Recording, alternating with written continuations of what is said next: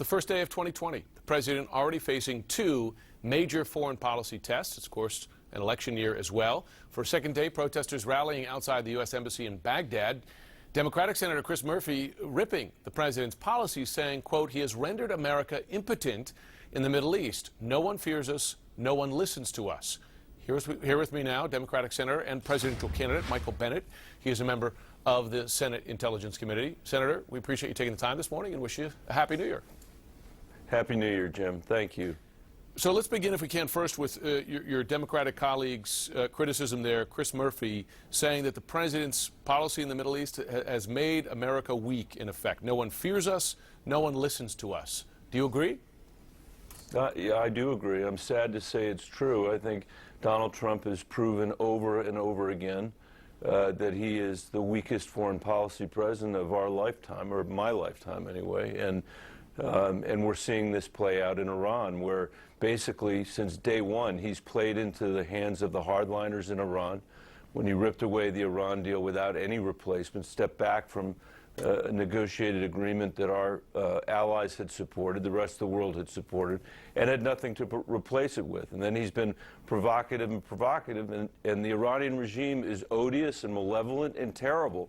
But we all know that. And so why would we want to make matters worse by stoking the hardliners' position in Iran? It's completely inexplicable, except by the president's complete lack of a coherent strategy, and I think the innate weakness of his foreign policy, which we've seen not just in the Middle East, but with respect to Russia and China, and certainly North Korea. Let me ask you about North Korea, because, of course, as you know, Kim Jong-un threatening both a new strategic weapon, possibly the resumption of missile or nuclear testing.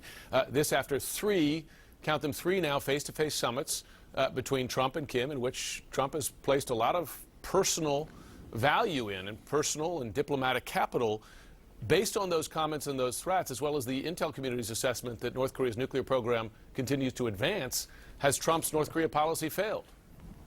It's an utter failure, and that's what's so pitiful about it, is that our intelligence agency, week after week after week, our intelligence agencies have been saying Kim is continuing with this nuclear weapon program.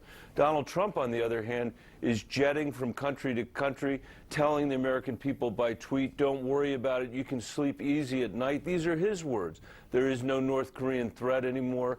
Kim and I are in love. We're writing love letters back to each other. You wouldn't believe it in a movie. But that's been the President of the United States, who for the last 3 years has basically given Kim cover to pursue his nuclear program, which he's done, to no surprise of anybody. I mean, nobody should be waking up this morning and saying to ourselves, oh, my goodness, he's pursuing his nuclear program. He's been doing it all along. Our intelligence agencies have been completely consistent that that's been the fact. As you know, you will soon sit as a juror in a Senate trial, a juror, in effect, of a sitting president of the U.S. The question of witnesses, still up in the air. To your knowledge, are there negotiations between the Democratic and Republican leadership in the Senate to call witnesses before the Senate?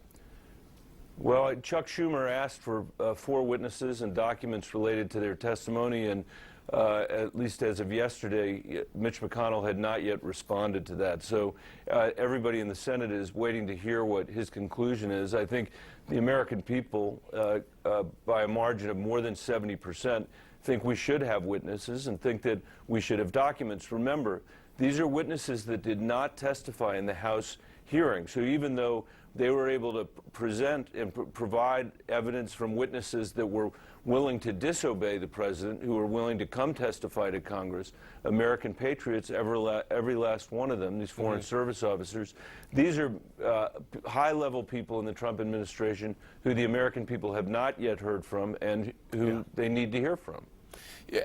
Your fellow competitor for the White House, Joe Biden, has said that he would obey, after some confusion, that he would obey a Senate subpoena. As a Democratic senator, would you support, in negotiations with Republicans, perhaps, okay, call Joe Biden, as long as you also call John Bolton, Pompeo, senior Trump administration officials who were directly involved in carrying out the president's policy on Ukraine?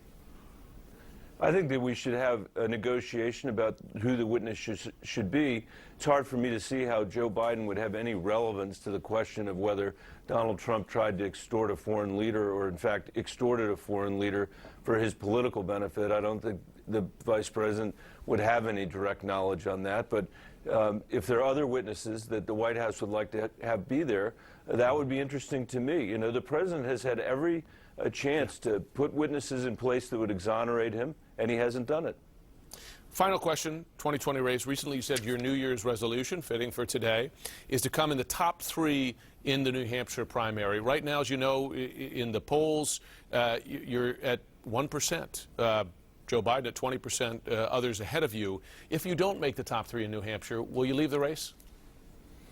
Well, I'll reach that conclusion after the primary is over. I've said, Jim, from the very beginning I was going to be in this race until people started to cast their ballots, because I think it is so important that we nominate somebody who can beat Donald Trump. This is not going to be an easy race, and I'm the only candidate in the race that's ever won a national election in a swing state. I've done it twice. I've got a record, I think, that will not just unite the Democratic base, but some of the 9 million people that voted twice for Barack Obama and once for Donald Trump. So, you know, New Hampshire is farther away from making up its mind today than they were six weeks ago or 6 months ago or a year ago, because they're trying to figure out who can beat Donald Trump. I think that's the right question to ask, and I hope they conclude that I'm the answer to that question.